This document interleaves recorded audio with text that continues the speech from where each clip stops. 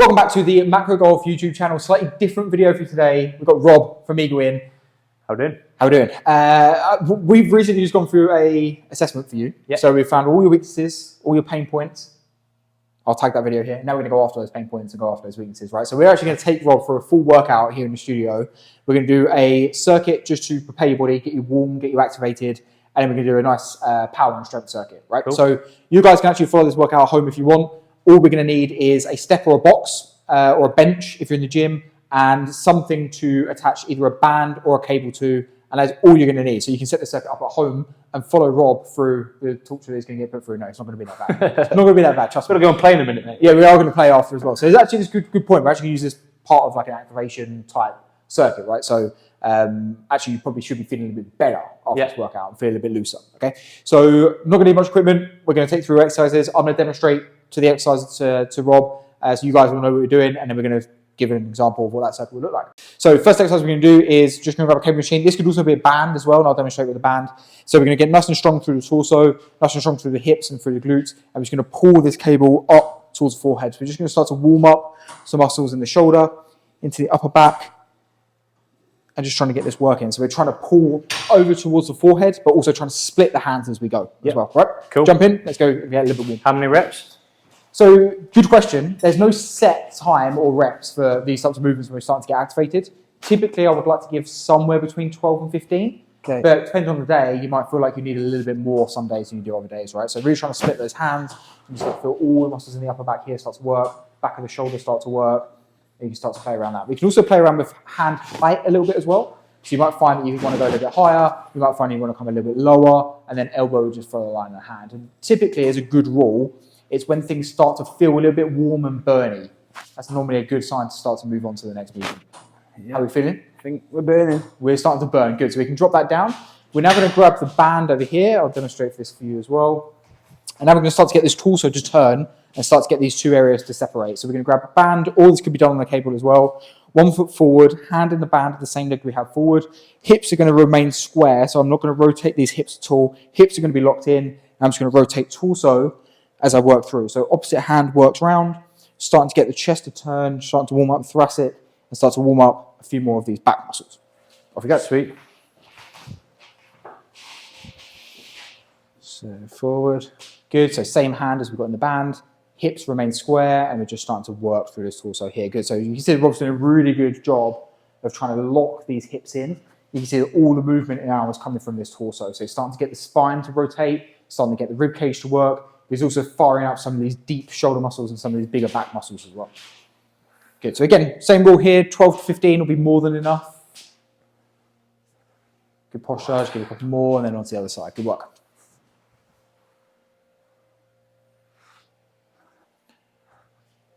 Good. You're trying to fight the hips rotating. Exactly. They want to rotate. And Rob's doing a really good job of this, but you might find yourself when you give this a try that it's really hard for you to lock these hips in. If you're finding that, what you can do, Rob, is just take a bigger step forward with the right leg, bigger step forward with the left leg, and you might find it a little bit harder then to rotate in. So you can put a little bit more pressure into that front leg. That's a little bit easier, right? So if you are struggling to not get these areas working the same, then just widen the stance a little bit. Good. Last one. Perfect. Take a rest there. Good. So last exercise, just to warm up the lower half a little bit. So we're just going to get a step. This is, what we'll just say anywhere from 8 to 15 inches, anywhere around there will be absolutely fine. We're going to take 1 foot onto the step. We're going to step up. We're going to be long through the opposite heel. So my toe's going to come up. Heel's going to be what's going to lead. My bum's going to work backwards. My knee's going to work forward. Hands are going to work forward. I'm just going to touch the heel in line with the toe on the step and step back up. So as I do this, I should really feel this glute load hard. And I should feel like my torso stays upright as I load and drive up. Okay? Sweet. Again, maybe 6 to 8 on each leg should be fine here. Upright for the torso. And this is actually one of the things we found in Rob's assessment. When I link the video here, you'll see it, that actually he struggled a little bit with single leg stability, especially when in depth. So actually what we're doing for Rob here is we've lowered this step slightly, and suddenly he feels like that's actually much more capable, right? That's a much more capable depth for you. And then what we'll do is as he gets a little bit more warm or a little bit more mobile, we can start to increase the depth of this step and start to work a little bit deeper. Good. And when you're ready, you can spin around and do the other side.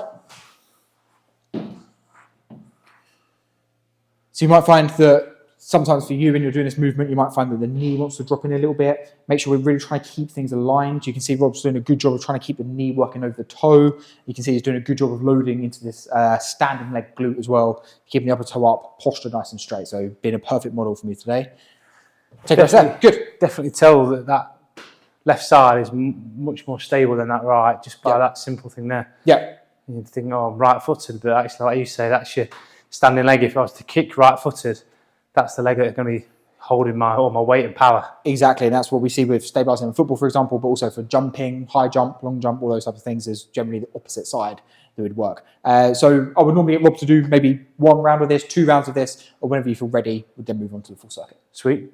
Okay, so we've got our circuit set up. As I said, we're only going to need minimal equipment for this. So we've got a box or a bench that we're going to use to do some explosive work. We've got the cable set up. This could be a band as well. And we've got the band to show you the alternative. So both of these exercises over here could be done with either a cable or a band, and you're just going to need a box. So very minimal equipment. What we're going to do, I think we'll do 2 rounds, just to see what happens when you get a little bit tired. You guys at home could do 3 rounds, you could do 4 rounds, as many as you want.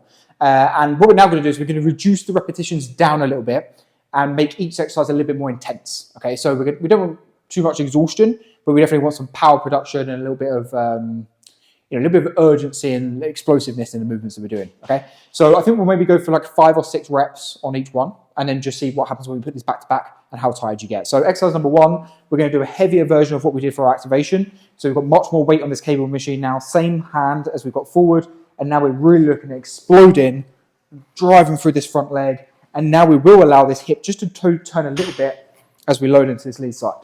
You can see I'm getting a little bit of tilt as I work there as well. Can you see that? So it's not just that we're staying straight, we're kind of turning and tilting. And when we think with our goal swing, we turn and we tilt, and then we drive. And that's what we're trying to do. We're trying to really get this kind of like tilted spine position and get stronger there. We're going to move on to the box. We're going to go hands onto the box into a nice strong posture. We're going to drop ourselves down, explode ourselves off the box. That's exercise number 2. Exercise number 3, we can go from the side, jumping onto the box, and we'll alternate side by side. And then final exercise, pull the band out. Again, this could be a cable. In line with the chest, hands out ahead, rotate the hips away. Now we're dissociating lower from upper. Cool. That's good. Feel good? Yeah. So all right, let's go in. So 6 reps each side. 6 reps each side, please. Can we not make it a 4 or 3 so we're making birdies, not double bogeys? We'll make 6s now, and then we'll make 3s when we get out. Yeah. Good. So nice and strong through this posture. Good. Hand in. Good. And when you're ready, drive. It's heavier than you thought. Go. Good. Good. So you can see now, as Rob's starting to explode a little bit harder, this hip now is starting to turn, but he's driving this with his upper half. Good. Drive and turn. Good. Drive and turn. Good work. On the other side. So we're interested also, now we've got a little bit more resistance here. Do we see any weaknesses starting to turn up? And do we see any variance from left to right?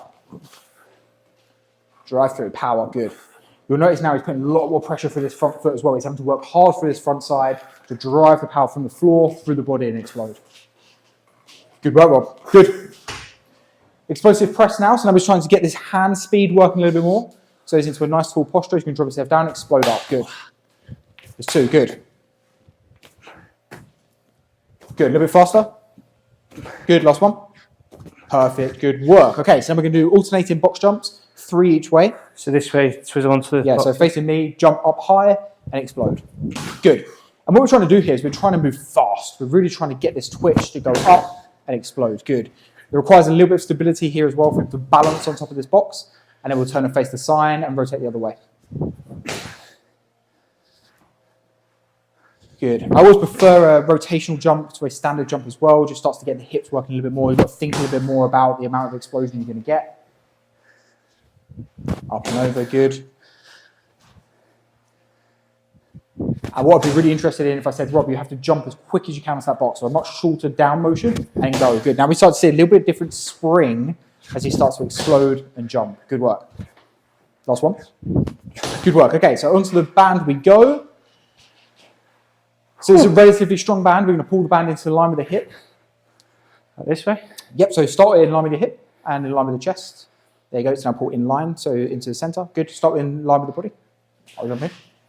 Just start here. All right, sorry. Good. Yeah. Get a little bit of resistance, so walk away a little bit further. Good. And then keeping the posture up. Push the hands away from you. Hold the hands out. Good. Keep the hands there. And now rotate hips to me. Good. Good. So you can see, this doesn't come that easily to Rob, right?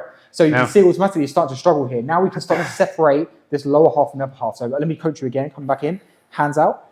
Good. This stabilizes. This opens. Good. And then we roll back to the center. Back into the chest. Good. We press out. Hold. Rotate. Good. You start to feel the stretch come across the abs, right? Yeah. Hard work. One more. It's hard, yeah. Harder than it looks. Rotate. Back in. Good. Give me one more good one. That looks a lot better. Good. And turn the other way. And now if you turn and face the sign, now we're going to load on the other side. My better side. Yeah, we're going to be looking at this side. Good. Hands out ahead of you. Hold and rotate. And good. And what you guys can see from home now, you can see that when Rob pushes out in his hoodie, you can start to see the lines that we're starting to stretch. And the system we're working here is called our oblique sling. And it works on the inside of one knee, and it works up across the hip, across the torso to the other, into the other shoulder. So this is a system that gets used the most in the golf swing, and we can start to see him as he turns here, loading from one shoulder across the other hip. Good. Ooh. How do you feel? That's harder than it looks. It was. Take a little rest and we'll go for round number 2. Okay, so into round 2, Rob's had a little bit of a rest. Same thing again, we're just going to work on the same weight, same explosiveness. Again, the purpose here is not to completely fatigue him, it's not to have too much muscle damage. The idea is to get him moving better, moving more explosively, and start to use all these muscles he's going to need to go and play golf later. Good, on to the other side we go. Nice work. Weaker. So he notice, exactly, so he's starting to notice the difference from left side to right side. He's working hard through this left foot, hard through this left toe, you can feel that. Good. And it's important that we have a decent amount of weight on this as well, right? Because if it was too light, you wouldn't feel those weaknesses, you wouldn't feel those restrictions. So it's important that we do load it enough. Yeah, you wouldn't need, like with weight training, obviously, with isolation stuff, normally you want to take away these muscles. So you want it, so you're just contracting the muscle you're focusing on, whereas they're a lot heavier, but so you have to use the explosiveness with like you would in the golf swing. Correct. We're trying to force ourselves to use all of this system as well. Good. Onto the explosive press. Same here, we're using the whole system. Up. Good. Just get that bum working a little bit higher for us, Rob. Up we go. Good. There we go. Lovely work. Okay, into our jumps. I'm just going to get you to do 3 jumps each side, but I want you to do the quick ones. I want you to do that down and up, really explosive. Impulse. Good. Up and impulse. Explode. Good work. Good work. And then spin and do the other side. Good. I like the speed of this jump now. Good. Last one. Good work. And we can come to this pal off. I'm going to coach you on this. So band comes out to the side. Keep the band close to the chest to start with. Nice and close. Good. And then get the feet set. Get the feet organized first. Posture nice and upright. Very good. And then we're going to push the band out. Hold. Now we're feeling everything start to fire. And then we rotate and put it back in. Good. So out. Feel it fire. And then turn. Good. One more. Out. Fire. They're good. That's enough. Just spin around to the other side. We'll get a good view of this sling working here for Rob as well as his t-shirt starts to change. Yeah, there you go. You can start to see that rotate and we can start to see the pattern across his top change as he does that. Good. Just give us one more from there, Rob. I just want to see that move one more time. So he presses out, holds, and rotates. Good work. Take a rest there, mate. Well done. Good. How do we feel? Yeah, it's good. Definitely feel like different muscles working than what I'd normally work in just a standard bodybuilding type of workout. So yeah, it's nice to see those movements that require your body and kind of system to all work together to be able to perform the movement. Yeah, and what that allows me to do, watching you, is start to spot things that might need a little bit more kind of isolated strengthening, right? So you might say that, for example, that left side, that felt a little bit weaker. Okay, so we can dive a little bit deeper into that. Is that a back issue? Is that a hip issue? Is that a weakness? Somewhere in that system, we can identify that and strengthen that element. And then when we put it back into this full routine, suddenly we start to see that move improve. Yeah. Right? Obviously, what we're trying to do here that's golf related, we're trying to get some explosive work done. We're trying to do things that are single arm, single leg, and we're also trying to do things that are getting some rotation element as well. Because a lot of the training that we do is straight lines, up, down, left. I think kind of like you said during your demo, in terms of like the golf posture with the pulls, kind of, we are not vertical, we are at a spine tilt, things like that. But also the box jumps, obviously the first round I was kind of going deeper, but when we relate that back to golf, yeah, you use your legs, but you don't do this in your golf swing. So it's kind of training those muscles to fire from this position rather than a deeper squat. So it's kind of, you're not performing golf swings in the gym, but these are movements that are going to help that explosive power. Yeah, and it's teaching you to be able to actually, you didn't need to squat that low to jump onto this box. It's not a very high box. And actually, you could just move faster and more efficiently. Yeah. So the depth that you're going to is almost wasted time and wasted energy. So it's just, how fast can we go? Bang, we're trying to teach the brain to move a little bit quicker. Yeah, no, that's awesome. Thanks very much, Joe. Good work, well done. Nice one.